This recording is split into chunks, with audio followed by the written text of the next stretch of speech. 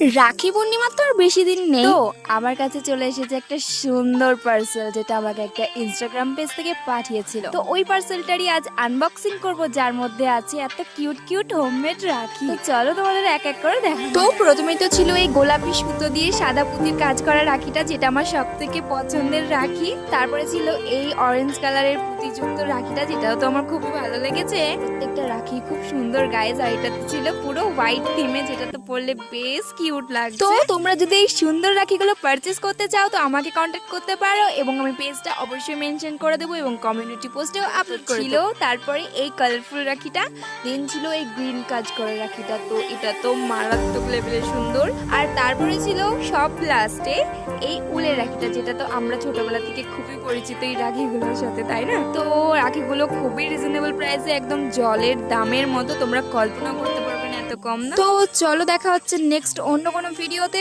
Tata, bye bye.